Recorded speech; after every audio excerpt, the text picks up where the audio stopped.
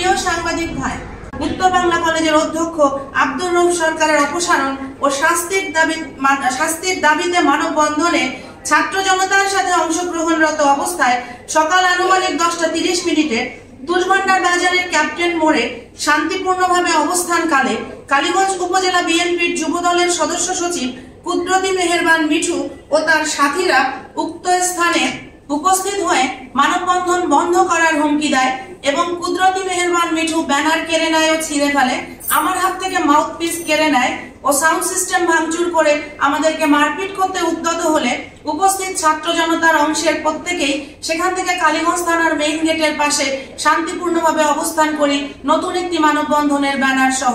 প্রত্যেকটি ঘটনার video footage ও still photography সংরক্ষিত রয়েছে।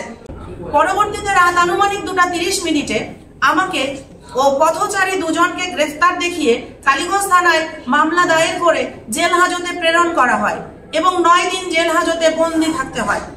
আমার বিরুদ্ধে মামলার এজাহারে বলা হয়, বাদীকে আমি মারপিট করে আহত করে তাকে রাস্তায় ফেলে গলা পা দিয়ে চেপে ধরে হত্যা চেষ্টা করি এবং তার এক পকেট থেকে 53,000 টাকার মোবাইল ফোন এবং অন্য পকেট থেকে 30,000 টাকা ছিনিয়ে নেই।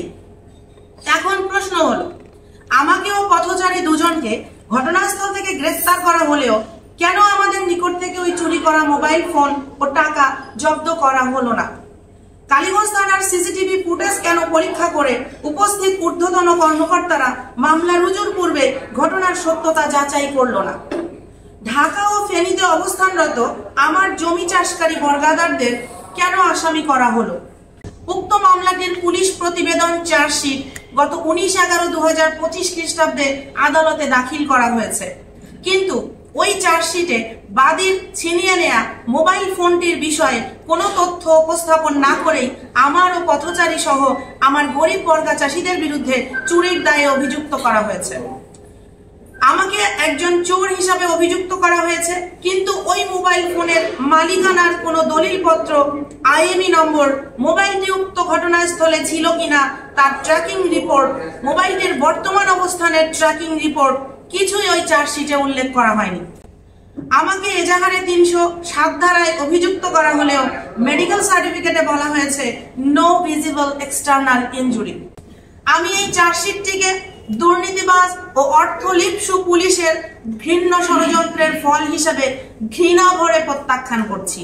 অর্থের বিনিময়ে জিঘাংসা চরিতার্থ করতে প্রদত্ত এই পূর্ব নির্ধারিত চার্জশিটটিকে মিথ্যে প্রমাণের জন্য ওই দিনের সকল ঘটনার ভিডিও ফুটেজ মহামান্য আদালতে উপস্থাপন করে নিজেকে নির্দোষ প্রমাণিত করব ইনশাআল্লাহ। মামলার এজাহারে বাদী নিজেকে বৈষম্য বিরোধী ছাত্র আন্দোলনের জেলা সংগঠক পরিচয় দিলেও কমিটিতে তার নাম জেলা সংগঠক হিসাবে নেই, কপি সংযুক্ত করা হয়েছে।